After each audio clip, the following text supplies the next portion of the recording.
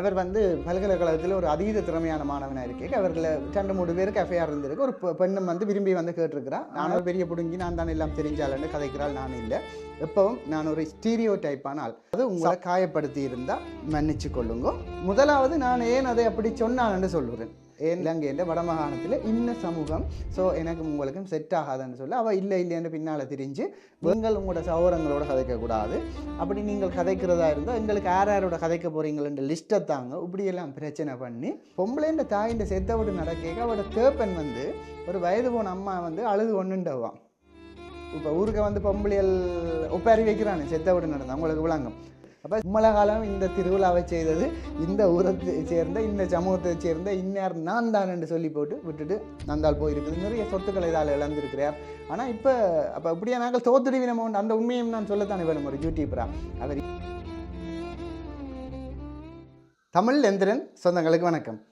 2-3 நாளைக்கு முன்னம் ஒரு காணொலி ஒன்று போட்டு நான் சாதிய ரீதியான ஒரு விளக்கம் மாதிரி ஒரு காணொலி ஒன்று போட்டு நான் நிறைய கருத்துக்கள் ஏராளமான கருத்துக்களை பதிவு செய்திருக்கிறீர்கள். எல்லாருக்கும் நன்றிகள்.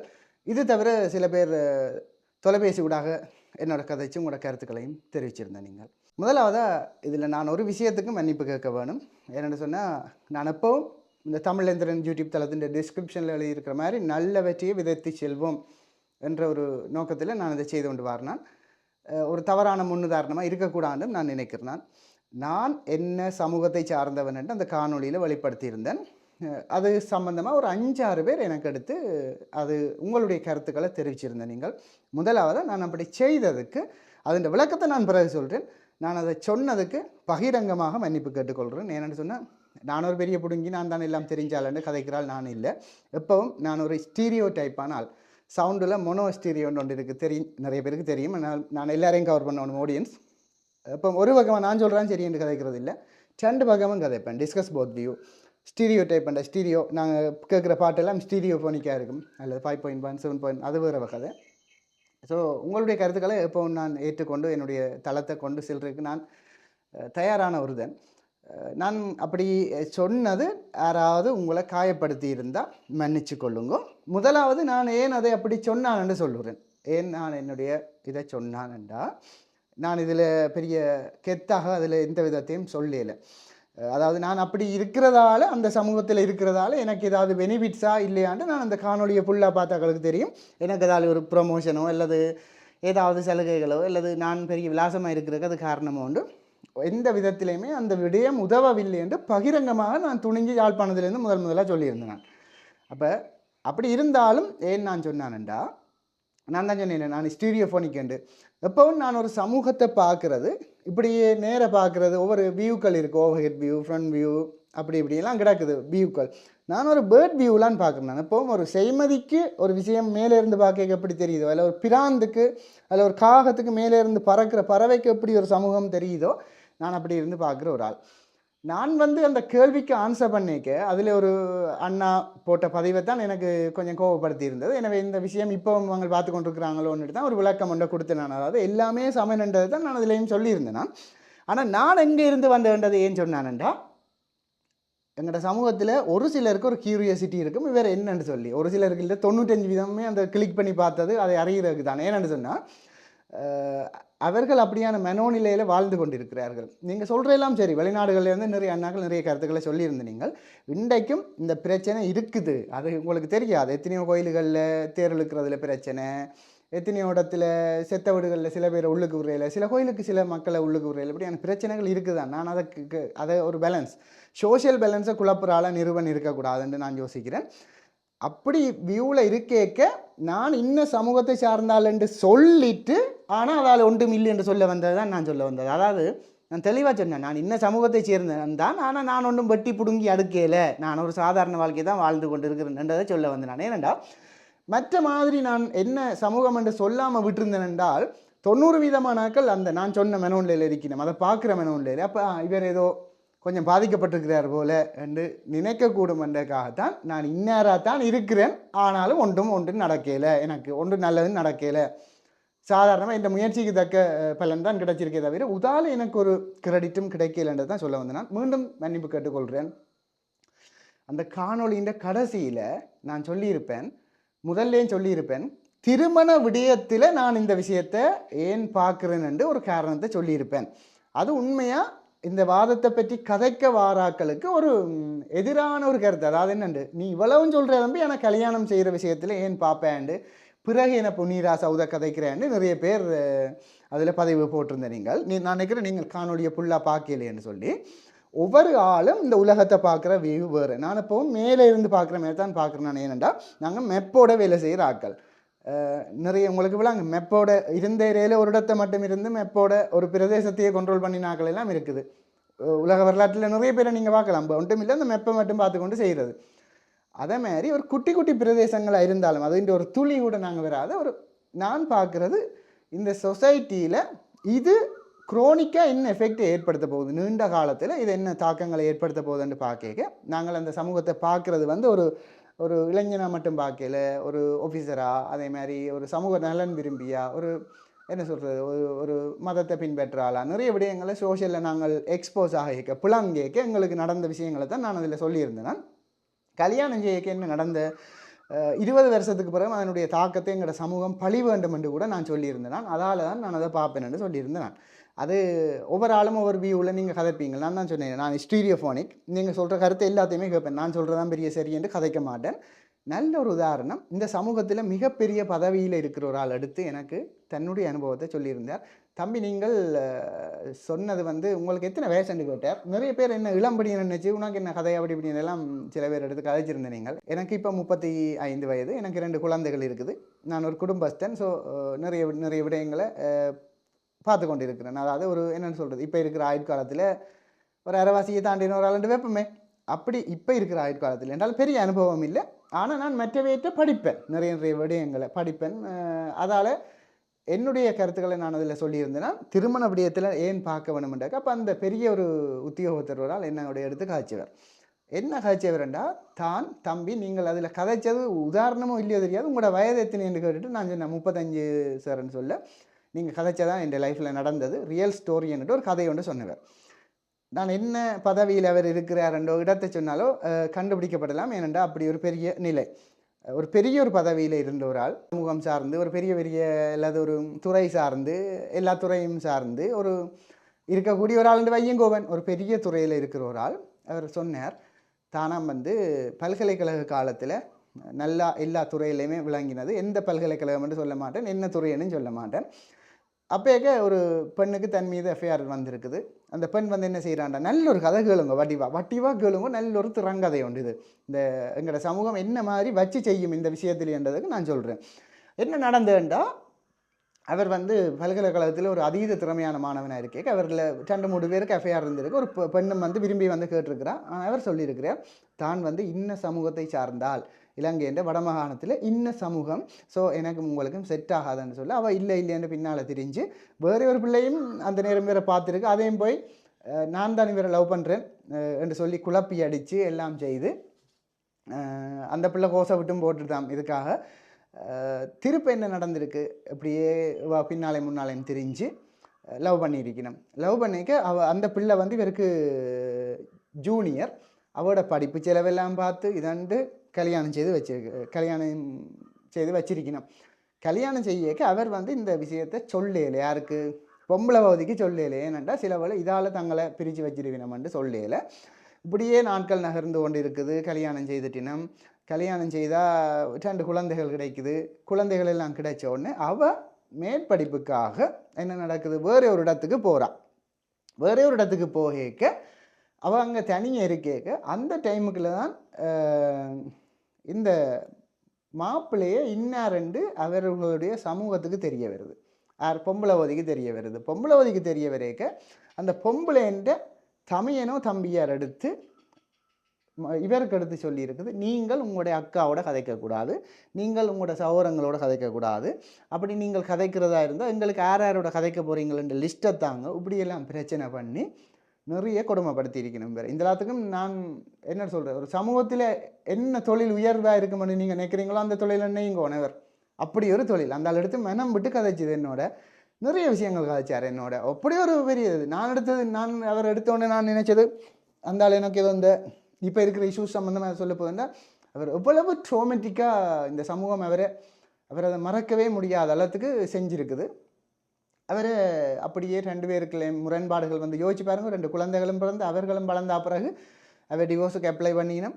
இதுக்கு பிறகு அவர் பிரிஞ்சு இப்போ அவர் வேறு ஒரு திருமண பந்தத்துக்கு நுழைஞ்சு நல்லா இருக்கிறார். இன்னொரு குழந்தையும் கிடைச்சிருக்கு, நல்லா இருக்கிறார். இதுக்குள்ள இடையில நடந்த சோகமான விஷயங்கள் நிறைய, ஒரு தொகை. அதில் என்னென்னு சொன்னால் அவர் தன் வாழ்க்கையே அவக்காக இழந்திருக்கிறார். தன் வாழ்க்கையை அவக்காக இழந்து அவக்கு கோடிக்கணக்கில் வீடு எல்லாம் எழுதி கொடுத்து ஒரு பிரபல இடத்துல ஒரு வீடு காணியெல்லாம் கொடுத்து வைங்கோன், ஒரு 2 கோடி என்று வைங்கோன் எல்லாம் செய்து கடைசியாக அந்தால நாய் மாதிரி திரத்தி விட்டுடுதுகள். காரணம் அவர் தாழ்த்தப்பட்ட ஒரு சமூகத்தை சார்ந்தவர் என்று ஒரு வேணுமென்று வஞ்சிக்கப்பட்டு அப்படி செய்திருக்கணும். அப்படி ஒரு விஷயமே இல்லை. ஆனால் இடையில நடந்த சம்பவங்கள் என்னென்னா, அந்த பொம்பளைன்ற தாயின் செத்த வீட்டை கூட அந்த தான் காசில் வழி வச்சிருக்குது. இந்த எல்லாத்தையும் படிப்பிச்சது இவர் நிறைய விஷயம் கோடிக்கணக்கில் அவக்கெல்லாம் கொடுத்துருக்கிறார். பொம்பளைன்ற தாயின் செத்த வீட்டு நடக்க அவரோட தேப்பன் வந்து ஒரு வயது போன அம்மா வந்து அழுது ஒன்றுண்டவான். இப்போ ஊருக்கு வந்து பொம்பளையல் ஒப்பாரி வைக்கிறானே செத்த வீடு நடந்தது அவங்களுக்கு விளங்கும்.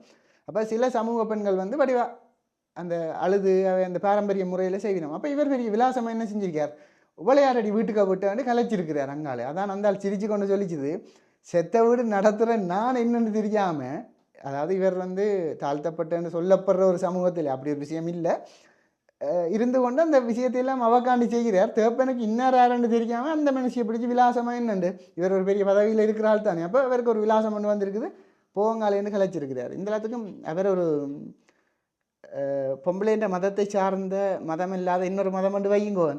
அப்படி இருந்தும் அவர்களுடைய கோயில் திருவிழா எல்லாத்துக்கும் காசு கொடுத்து இந்த ஆள் தான் செய்கிறது. ஆனால் தான் போறையில் கடைசியாக இந்த பிரச்சனையும் வந்துட்டு போய் அவர்கள் பெரிய சாதியவாதம் கதை கேட்க சில பிரதேசங்களில் பயங்கரமாக இருக்குது. இது அந்தால் போய் ஆக்களுக்கு வடிவா வைத்து போட்டு வந்திருக்குது. இம்மளை காலம் இந்த திருவிழாவை செய்தது இந்த ஊரை சேர்ந்த இந்த சமூகத்தை சேர்ந்த இன்னார் நான் தான் என்று சொல்லி போட்டு விட்டுட்டு அந்தால் போயிருக்குது. நிறைய சொத்துக்களை இதால் இழந்திருக்கிறார். ஆனால் இப்போ அப்போ இப்படியா நாங்கள் தோத்துடுவினமோ அந்த உண்மையும் நான் சொல்லத்தானே வேணும் ஒரு யூடியூபரா. அவர் இப்போ செய்த இடத்த அவருக்கு ஏராளமான சொத்துக்களும் வந்து அமைதியான வாழ்க்கையும் வாழ்ந்து கொண்டு இருக்கிறார். அப்போ அவர் நிலையிலிருந்து நாம் பார்க்க பெரியொரு படிப்பு, பெரியொரு வேலை, சமூகத்தில் கடவுளுக்கு சமனான ஒரு வேலை. ஆனால் என்ன அவர் பாவம் செய்தவர்? அதால் தான் நான் சொன்னான், எங்கடையாக்கள் வச்சு செய்யுங்கள். யோசிச்சு பாருங்க, அது எப்போ நடக்க வேண்டிய ஒரு 2-3 மாதத்தில் இருந்தால் பரவாயில்லை. குழந்தைகள் பிறந்து அதுகளும் வளர்ந்தா பிறகு இட்டையில பூந்து விளையாடுது பாருங்க. இந்த சாதியவாதம் விளையாடி அப்படியே பிரிச்சாச்சு. அவள் இப்போ படித்து உயர் படித்து பிஹெச்டி முடிச்சு ஏதோ நல்லா இருந்து நல்லா இருக்கணும், அது வேறு கதை. அவர்கள இந்த ப்ரைவேசி எழுக்கிறதோ அவர்களை வஞ்சிக்கிறதோ எங்கட நோக்கம் இல்லை. ஆனால் இப்படி ஒரு விஷயம் புரியோடி போயிருக்கு. இன்னும் ஒரு ஆள் எடுத்து கதைச்சா எங்களை கோயிலில் வந்து சில விஷயங்களுக்கு விடுறையில் நான் என்னென்னு அப்படியே சொன்னால் அது விளங்கிடும். இதுகளெல்லாம் கதை கொண்டு நம்பிடும். உண்மையாக இதுகள் கதைக்கிறதோ இல்லை எதன்றதோ எங்கட நோக்கம் இல்லை. இதுன்ற விழிப்புணர்வை ஏற்படுத்தி கொஞ்ச காலத்துக்கு பிறகு இதுகள் இல்லாமல் போக வேணும். வெளிநாட்டில் இருந்து நிறைய பேர் கதைச்சினும், தம்பி நீ இவ்வளோ எல்லாம் சொல்கிறியா, தொழில் ரீதியாகத்தான் சாதிகள் வகுக்கப்பட்டதுன்னு சொன்னால், நீ சொல்லப்படுற உயர்ந்த நிலையில் இருக்கிற சாதிகள் என்று சொல்லப்படுறார்கள் வெளிநாட்டில் வந்து செய்கிற தொழில் எல்லாம் உனக்கு தெரியுமா தம்பி என்று. எனக்கு தெரியும், நானும் வெளிநாடு போக ட்ரை பண்ண ஒரு ஆள் தான். வெளிநாடு போக ட்ரை பண்ண வெளிக்கிடவே ஒரு குளோபல் நாலேஜ் ஒன்று வரும். நார்மல் ஐஎல்ஸ் எடுக்க இதண்டேக்க வரும். அப்போ நிறைய தேடல்கள் வரும். அப்போ நிறைய விடயங்களை நானும் கற்றுக்கொண்டது. என்றாலும் ஒரு 5 வீதம் 1 வீதம் 2 வீதம் தெரியும். நேரே அந்த ஃபீல்டுக்கு இறங்குற மாதிரி வராதானே. வெளிநாட்டிலே எல்லாரும் எல்லா தொழில்களும் செய்து கொண்டு தான் இருக்கிறார்கள். அதாவது இந்த சமூக பாகுபாடு இல்லாமல் மதங்கள் கடந்து இனங்கள் கடந்து இப்போ எங்களுடைய உறவினர்கள் கூட இந்தியாவில் இருக்கிற பிராமண வம்சத்துக்கு எல்லாம் திருமணம் செய்திருக்கிறார்கள். வேறு நாட்டு பெண்களை திருமணம் செய்திருக்கிறார்கள். வெள்ளைக்காரிகளை திருமணம் செய்திருக்கிறார்கள். அப்படி இருக்க இது தேவையானு சொல்லி நீங்கள் வெளியில் நின்று கதைக்கிறீங்க. நான் தான் சொன்னேன், நான் பேர்ட் வியூவில் மேலே நின்று பார்க்க ஒவ்வொருதண்ட தொழில் சார்ந்து அவனுடைய பார்வை சமூகம் சார்ந்த பார்வை வேறுபடும். நான் பார்க்க தாராளமாக இருக்குது. அதுவும் இந்த இப்போ ஒரு குறிப்பிட்ட நிறைவான ஒரு கேஸ்ட் மட்டும் வச்சா ஒரு சாதியம் வந்து அதுக்குள்ளேயே நிறைய பிரிவுகள் இருக்குது, உயர்வு தாழ்வு எல்லாம் இருக்குது. அதுதான் எங்களுடைய சாவக்கேடு. எங்களை ஒன்றாக்கியலாம கிடாக்கேன் ஒரு விடயத்திலே எங்களை ஒன்றாக்கியலாம கிடாக்குன்னா இதுதான் காரணம். இதுகள் வளர்க்கப்படுமாண்டா வளர்க்கப்படும். ஏன்னா நாங்கள் ஒன்றாக இருக்கக்கூடாதுன்னு யோசிக்கிற எல்லாருமே இதை எண்ணெய் ஊற்றி வளர்த்து கொண்டு தான் இருப்பினோம். நான் ஒரு காலம் அப்படி யோசிக்கலை. நீங்கள் மாறி விளங்கி என்ன சில பேர் கதைச்சிருந்தேன். நீங்கள் எனக்கு அப்படி ஒரு நோக்கம் இல்லை. நான் ஒரு சமூகத்தில் 4 விஷயத்தை நல்லா செய்யணும்னு யோசிக்கிற ஒரு ஆளை தவிர இதை எண்ணெய் ஊற்றி வளர்த்து எனக்கும் ஒரு பிரயோசனம் இல்லை, மற்றவர்களுக்கும் ஒரு பிரயோசனம் இல்லை. ஆனால் உங்களுடைய கருத்துக்கள் ஏற்றுக்கொள்ளப்படக்கூடியவை. உதாரணமாக கலப்பு திருமணம், அதே மாதிரி கல்வி அறிவு, அதுகள் கூட தான் வந்து இதுகள் மாறும். ஆனால் கலப்பு திருமணம் செய்து போட்டு அதுகளை கொண்டு போய் இந்த கேவலங்கட்ட சாக்கடை சமூகத்துக்கு நாங்கள் விடும்போது அது எத்தகைய தாக்கத்தை ஏற்படுத்தும் என்று நாங்கள் பார்க்கணும். எத்தகைய தாக்கம் ஏற்படுத்தும் என்று சொல்லி கட்டாயம் எங்கட சனம் வஞ்சிக்கும், வேணுமென்றே வஞ்சிக்கும். என்னென்னு சொன்னால் ஒருவனை பழிவாங்குவதற்கு ஒன்றில் பணபலத்தை காட்டலாம், கணக்கு காட்டலாம். இப்போ திருவிழா என்றெல்லாம் செய்கிறோம் தானே, ஏன் செய்கிறது? இப்போ திருவிழா செய்ய எங்களுடைய தந்தையார் சொல்லுவார், அவங்கள இப்படியெல்லாம் செஞ்சவங்க அப்படி இப்படின்னு சொல்லி. அப்போ எனக்கு அதில் கொஞ்சம் எதிர்வாதம். இங்கே வாங்கப்பா, கடவுள் இப்படி ஒன்றும் கேட்கல. கடவுளை நான் இங்கே இருந்து கொண்டே ப்ரே பண்ணுவேன், அதுக்குரிய டெடிக்கேஷன். நான் போனால் அந்த சங்கிலியை போட்டுக்கொண்டு ஒரு காலம் ஒரு கோயிலையும் நின்றுலாம். 35 வருஷத்தில் நான் சாமி ஆவினது இல்லை, ஒரு இடத்தை கூட காவினதில்லை. ஏறமாட்டா யாராவது ஒரு ஃபோட்டோ போடுங்க, நான் பின்னால் பையனை தான் பாடிக்கொண்டு போவேன். என்னென்னு சொன்னால் அதுதான் அதை ஒருத்தட்ட விருப்பம். சாமி ஆகிறது இல்லை, சாமி ஆகிறது நல்ல விஷயம். சாமியை தோல் அதிலேயே கணக்க விஷயங்கள் இருக்குது. சாமியை ஆற்று என்று சொல்கிறது, சாமியை நீங்கள் ஒன்று மாட்ட தேவையில்லை. சாமி தான் இந்த உலகத்தை ஆட்டி கொண்டிருக்கிறேன், நீங்கள் சாமியோடு சேர்ந்து ஆடுங்க. சில பேர் பெரிய இதுகளெல்லாம் கராட்டிகள் எல்லாம் விடுவினோம், 3 அப்படி இப்படி ஆட்டுவினோம் சாமியை. இறைவனுக்கு முன்னால் நாங்கள் எல்லாம் துணிக்க தூசு. எங்கட வேலை அவர் புகழை பாடுறது, நல்ல விஷயங்களை செய்கிறது, இதன்றதான் மொழியும். மற்றபடி இந்த நான் சொல்ல வந்தது இதுதான். இந்த சில பேர் இப்போ கோயில்களே இருக்குது, இன்னென்ன திருவிழா இன்ன சாதிகளுக்கு அவை தங்களோட விலாசங்களை காட்டுவினோம். அந்த நேரங்களில் வெட்டிக்கல் கொஸ்டியல் அதுகள் இதுகள் போட்டு எல்லாம் முழங்கி தள்ளுவினோம். அது பிரச்சனை இல்லை, அது எங்களுடைய பண்பாடுகளும் அதோட வளர்க்கப்படுது. அது ஒரு கன்ட்ரவேஷியல். இப்போ என்னன்னு சொல்கிறது, அதை சாட்டி எங்களுடைய கலைகள் அதுகள் அதுக்குரிய களங்கள் அமைப்பு கொடுக்கப்படுது, அதுகள் நல்ல விஷயம்தான். ஆனால் அதே ஒரு வன்ம ரீதியாக எங்களோட பவர் இருந்தால் பேர் காட்டுறோம்னு வலிக்கிடக்கூடாது. எங்களுடைய கலைகளுக்கான இருப்புக்கள் அதே மாதிரி சில விஷயங்களை உயிர்ப்போட வச்சிருக்கிறதுக்கு அது உதவுது தான். இப்போ ஆனால் அது அந்த வியூவில் மட்டும்தான் நான் செய்ய வேணும். மற்றவனை கேட் பண்ணி ஒரு திருவிழாவை செய்து மற்றவன் ஒரு ஏழை எளியவன் கஷ்டப்பட்டு ஆசைப்பட்டு பார்த்துட்டு போகத்தக்கனையா நீங்கள் என்னென்னு சொல்கிறது, ஒருத்தன் பசியோடு பார்த்து கொண்டிருக்க நீங்கள் அவனுக்கு முன்னாலே வச்சு அவன் இந்த வானீர் ஒழுக சாப்பிட்டுட்டு உங்களுக்கு இறைவன் அருள் தருவார் என்று நீங்கள் நினைக்கிறீங்களா? இப்படியா நாங்களெல்லாம் கோயிலுக்கு முன்னால் போனோடனே சாமி எங்கன்னு வலிக்கிட்டு ஓடிடும். பிறகு இவங்க வலிக்கிட்ட அப்புறம் தான் அந்த ஆள் உள்ளுக்கு இருக்கும். அப்போ அதில் தான் எனக்கு முரண்பாடுகளே தவிர மற்றபடி இது இருக்குது இல்லைன்னு நான் ஒரு காலமும் சொல்ல மாட்டேன். மறைமுகமாக இருக்குது. எங்களுக்கு நாங்கள் டைரெக்டாக ஃபேஸ் பண்ணியிருக்கிறோம் இதுகளை. எனக்கு அதுகளில் உடன்பாடு இல்லையான்னு கேட்டால் எனக்கு உடன்பாடு எங்களுடைய உறவினர்களுக்கு இருக்கலாம், அது வேறு கதை. ஆனால் எங்களுடைய ஆக்களை அதை வஞ்சிச்சிருக்கணும், வேணுமெண்டு வஞ்சிச்சிருக்கணும். அப்போ அதுகளை நான் பார்த்துருக்கிறேன் கண்கூடாக. ஒரு காரணம் இல்லாமல் அவர்களுடைய திறமை அவர்களுடைய விடயங்கள் வேறு விடயங்களை எல்லாம் கணக்கெடுக்காமல் இந்த விஷயத்தை மட்டும் வச்சு வஞ்சிச்சதை நான் பார்த்துருக்குறேன். அதால் நான் அப்படி சொன்னானே தவிர அதில் கூட என்னுடைய கருத்துக்களில் தவறு இருந்தால் மன்னிச்சு கொள்ள வேணும். மற்றது முந்தி ஒரு சிஸ்டம் இருந்தது, மச்சான் மச்சால செய்கிறது, அல்ல மாதிரி வேறு விடயங்கள் இருந்தது, தங்களோட சொந்தத்துக்கு செய்கிறது. அது என்ன அந்த சொத்துக்கள் வெளியில் போகக்கூடாது அப்படி ஒரு நேரோ மைண்ட் சில பேருக்கு இருந்தது. இது அதான் குண்டு சட்டியைக்கு குதிரை ஓட்டுறாக்களுக்கு தான் இப்படி விஷயங்களை தவிர உண்மையாக அது விஞ்ஞான ரீதியாகவும் அது இப்போ மறுக்கப்படுது தானே. ஏன்னா எங்களுக்கு சில நோய்கள் டவுன் சின்ட்ரோம் அப்படியான பிரச்சனைகள் இந்த ஓட்டிசம் கூட வரலாம் நினைக்கிறேன். இப்படி நெருக்கமான திருமணங்களுக்கு இரத்த உறவுகளுக்கு முடிக்க எங்களுக்கு பிறப்புரிமைகள் சார்ந்த நோய்கள் கூட வர சான்ஸ் இருக்குது. ஆனால் அப்படி ஒரு பைத்திய கூட்டம் ஒன்று தெரியுது, அதை நீங்கள் இல்லைன்னு சொல்லக்கூடாது. இது என்னுடைய கருத்தாக இருக்குது. நிறைய பேர் இதால் வஞ்சிக்கப்பட்டு தான் இருக்கணும். அப்போ நான் பார்ப்பேன்னு சொன்னது எந்த சாதி வரியில் இல்லை, சமூகத்தின் மீது இருக்கிற பயம். எனக்கு ஏதாவது செய்திடுமோண்டு. என்னடா நான் ஒரு சமூக விலங்கு. ஆரம்பத்தில் இது நான் அந்த வடிவா சொல்லி லைட்டாக டச் பண்ணிட்டு விட்டுட்டேன். ஆரம்பத்தில் ஒரு மனுஷன் எப்படி நாங்கள் நாங்கள் விலங்குகளாக காட்டுக்குள்ளே நாங்கள். இன்றைக்கு இந்த லெவலில் நான் இதில் டிஷர்ட் போட்டுக்கொண்டு இருக்கிறேன். அப்போ இதே மாதிரி ஒரு காலத்தில் நாங்கள் முந்தியும் குரங்கு காட்டுக்க தேன் எடுத்து தின்ற நாங்கள், இறைச்சியை தின்ற நாங்கள், சுட்ட நாங்கள் என்று ஒன்று இருக்கக்கூடாது. இந்த சாதியும் ஒரு காலத்தில் அட்ரஸ் இல்லாமல் போகும், அதில் மாற்றம் இல்லை. என்னடா இது ஒரு கூர்ப்பு எவல்யூஷன் சொல்கிறது. இப்படியே கொஞ்சமாக அடுத்த இப்போ ஏஐ எல்லாம் வந்துடுது, நான் நினைக்கிறதெல்லாம் காட்டுது, கதைக்கிறதை காட்டுது. அப்படியான உலகத்தில் இது இல்லாமல் பண்ணப்படும், அது வேறு கதை. ஆனால் எங்களுடைய வளர்ச்சி பரிணாமத்தில் முதல் என்ன சொல்ல வரணுன்னா, முதல் நாங்கள் என்ன செஞ்ச நாங்கள் காட்டுக்குள்ளே காட்டுக்குள்ளே இருந்து கொஞ்சமாக நாகரிகம் அடைந்து ஆடைகள் அணிய வலிக்கிறான் மனுஷன். பிறகு ஆயுதங்களை தயாரிக்கிறான். முதல் இப்போ உங்களுக்கு தெரியும் அந்த மனிதன் கூர்ப்பில் ஹோமோசேப்பியன்ஸ் இப்போ இருக்கிற நவீன மனிதன். அதுக்கு முதல் நான் இருக்கிறேன் ஹோமோசேப்பியன்ஸ் நியண்டர்தலென்சிஸ் நினைக்கிறேன். அதுக்கு முன்னும் ஹோமோ எரெக்டஸ் அப்படி அந்த கூர்ப்பில் இருக்குதானே. எங்களோட சேப்புகளை மாறிக்கொண்டு போகுது தானே. என்னென்ன விஷயத்தை நாங்கள் கூட பயன்படுத்துகிறோமோ அதுதான் டெவலப் ஆகும். இப்போ முதல் இருந்த மனிதனுக்கு கைகள் அதுகளெல்லாம் நல்ல பலமாக இருந்தது. அந்த அவையின் ஷேப்புகளை நீங்கள் இந்த கொப்பியல் பின்பக்கத்தில் அந்த படம் இருக்கும், இனிமேல் வர காலத்தில் இந்த பெருவிரல்லாம் எல்லாருக்கும் பெருசாக இருக்கும். என்னென்னு சொன்னால் இதைத்தான் வச்சு ஃபோனில் கூட பயன்படுத்தி கொண்டிருக்கிறோம். விரலை தட்டி தட்டி தட்டி தட்டி காது சோனு அப்படியான விடயங்கள் எல்லாம் சுருக்குமென்று இந்த பெரிய விஞ்ஞான ஆராய்ச்சியாளர்கள் சொல்லினோம். ஏனெண்டா அது தேவையில்லை. தேவையில்லாத பகுதிகள் வந்து கூர்ப்பில் பதாங்கம் அடையும். கூர்ப்பில் நான் சொல்கிறது சரியாக தெரியலை. இப்போ நாங்கள் நினைக்கிறோம் நாங்கள் தமிழர்கள் நாங்கள் தான் பெரிய அட்வான்ஸான கம்யூனிட்டின்னு. உண்மையாக மங்கோலியன்ஸ் தான் கூட அட்வான்ஸான கம்யூனிட்டின்னு நான் நினைக்கிறேன். இல்லை வெள்ளைகளோ தெரியலை. சைனீஸ் கொரியன் ஆக்கள் அவங்கள் தான் கூட அட்வான்ஸான கம்யூனிட்டின்னு நான் நினைக்கிறேன். ஏன்னா அந்த கூர்ப்பில் அவங்கள் தான் பார்த்தீங்கன்னா சில விஷயங்கள் அவங்களோட ஷேப்பை பார்த்தே கண்டுபிடிக்கலாம். நல்ல மூளையுமே வைக்கும். அப்படி இருக்கேக்க இந்த ஒரு தேவையில்லாத ஒரு ஆணி சாதியை கொண்டு வந்து இதண்ட வேணுமான்னு கேட்குறேன். ஆரம்பத்தில் இருந்த நாங்கள் காட்டுக்கு இருந்துட்டு மெதுமாக வெளியில் வாரோம். வெளியில் வந்து சமூகமாக இருக்கிறோம். சமூகமாக இருக்கேக்க ஒவ்வொரு தினமும் ஒரு தொழிலை செய்ய வலிக்கிறான். ஏனெண்டா சாப்பாடு வேணும். முந்தி அப்போ தொழிலை செய்யக்க என்ன நடக்குது, இன்னென்ன தொழிலை செய்தாக்கள் இன்னென்ன சாதி என்று வருது. அப்புறம் அதுக்குள்ள சண்டைகள் வருது, யுத்தங்கள் வருது, ஆயுதங்கள் கண்டுபிடிக்கப்படுது.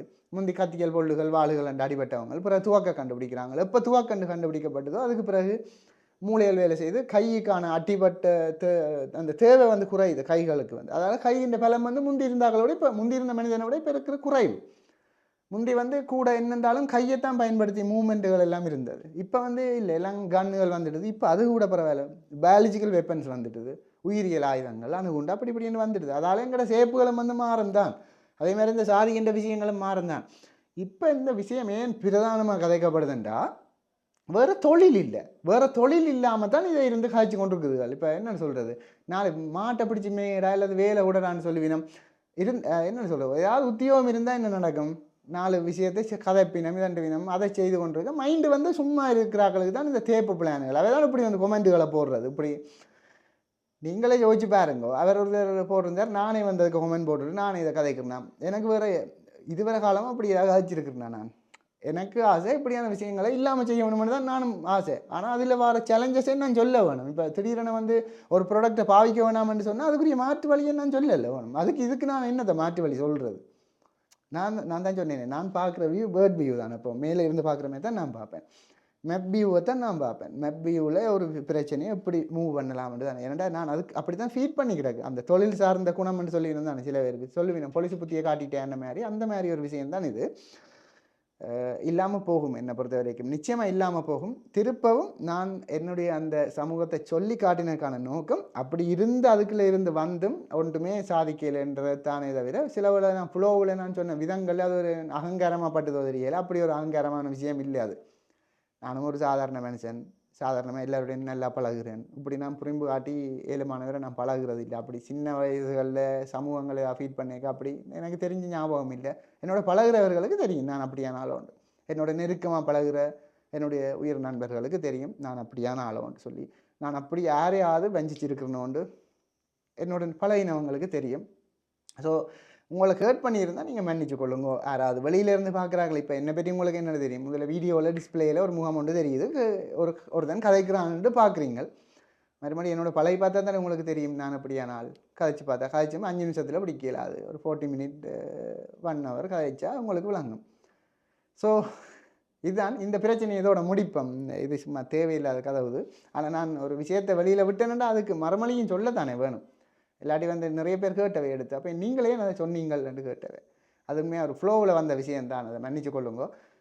மீண்டும் இன்னொரு நல்ல காணொளியில் சந்திப்போம். தமிழ் எந்திரன் பற்றி உங்களுடைய கருத்துக்களையும் கீழே போடுங்க. இந்த விடயம் சம்மந்தமாக உங்களோட கருத்துக்களையும் போடுங்க. இப்படி விஷயம் இல்லையான்னு சொல்லுங்கள். யாராவது நான் நினைக்கிறேன் இருக்குது, வேணுமென்று வச்சு செய்கிற குணங்கள் எல்லாம் இருக்குது தான். எங்களுடைய ஆக்கள் அப்படித்தான். அது இன்னும் தெரியலை. சில மக்களும் போட்டிருந்துச்சு நம்ம வெளிநாடுகள்லேயும் இது இருக்குது தம்பி, இந்த ரேசிசம் இருக்குது. நானும் கேள்விப்படுறேன். நான் என்னுடைய நண்பர்கள் கூட வெளிநாட்டில் பணியாற்றுகிறார்கள். அதை கேட்டுருந்தேன். மறைமுகமாக இருக்குதான், எல்லா விஷயமே இருக்குது. மீண்டும் என்னோட நல்ல காணொலியில் சந்திப்போம். மறக்காமல் உங்களோட கருத்துக்களையும் போடுங்க. அப்படியே ஒருக்கா சப்ஸ்கிரைப் பண்ணி விடுங்க. நிறைய நல்ல வீடியோக்கள் எனக்கு மோட்டிவேஷனாக இருக்கும். சப்ஸ்கிரைப் பண்ணுறதால காசு ஒன்றும் பெறாது. உங்களுடைய ஆடியன்ஸுன்ற எண்ணிக்கை கூட கூட எனக்கு ஒரு உஷாராக இருக்கும். அவ்வளோதான். வியூவுக்கு தான் காசு. 1000 பேர் பார்த்தா இவ்வளவு தான் இருக்குது விஷயம். இது காசுக்காக செய்கிற விஷயங்கள் இல்லை சிலது. மீண்டும் இன்னொரு காணொளியில் சந்திப்போம். நன்றி, வணக்கம்.